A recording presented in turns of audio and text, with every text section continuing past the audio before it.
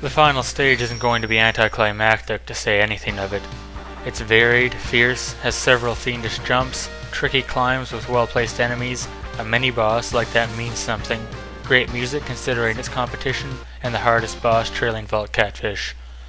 It's also the only stage of 3 water-themed bosses now with actual water segments, but they had a catfish firing electricity, so we're already in a rather generous suspension of disbelief.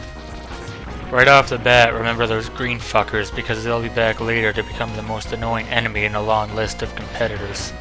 After that, the fun begins. And there's the first Fail Me 3 segments jump, followed by a climb through pouring sewage, which, taken out of context, is probably the most depressing image this game has to offer. Seriously, what the fuck, kid? Just moving from the surface or some shit. There's the final use of that handy trick. Unfortunately, there are 2 such jumps required in this stage, which means we're going to need to tank a hit later. That's worth 40 lashes with the Cat 09 right there. If you want a recording of the event, just ask, it's actually quite intimate. That about ends the first climb from hell. Notice how just about everything was placed in the most obtuse way possible. This is called eventful, Capcom. Please repeat it with somewhat more regularity in the future. Actually, this small stretch of nothing is just about the only empty part of the level. I'd appeal to base urges again, but I'm frankly bored of putting effort into this tired gimmick, so, cock. Period. There, I sold out. Weep for comedy that was never there. Moving on. Again, we passed through a section where the enemies would provide more threat if they deigned to move sometime before they noticed the massively oversized energy blast eating through them. But still, points are varying up the terrain. And now, hilarious hijinks with a coked up version of Squidward. Of all the things I can pass up laughing at in this game, this mini-boss never fails to crack me up. I'm laughing on the fucking inside, okay? Really though, what the Sam Christ was it doing with its legs? Looked like a flailing crack addict, for Christ's sake. It also had about an equal lifespan, so next part of the level. Stop fucking dying.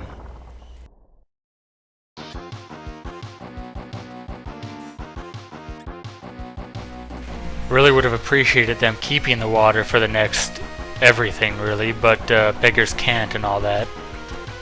We're entering the final climb, which is fairly empty compared to the first, I'll admit, but anytime I see those wall-hugging fucks, I hate them on principle, so it's still hectic. Somehow. The entire final section is really just realm of the obnoxious jumps more than anything. And also a very pretty background that would have been much more soothing on the eye and mind had they used it for more than 20 seconds of the level. This would be just barely passable with the pause trick, but unfortunately X3 limits you to 1 use of 0 per level, so we're stuck with the alternative. Overall, not counting my losses too heavily on this one. This is another one of those stages I was worried about being possible at all. And of course, what fail-heavy stage would be complete without an incredibly annoying boss that ensured you'd be getting uncomfortably familiar with said stage for a long time to come. Toxic Seahorse is probably the biggest technical challenge outside of Tunnel Rhino in the refights, especially seeing as Vault Catfish is spontaneous enough that it's really just luck on both halves. He starts off as nothing special. Very technical attack, very fun, nothing threatening. No, what slaughters you here is his second pattern. First off, you need to keep your eyes bleeding with attention towards his health, because Seahorse enters his second phase immediately upon passing half, and you can be caught unavoidably if he does it at the wrong time. After that, it becomes a game of ludicrous perfection. Your only option in this stage is to play God with his acid burst.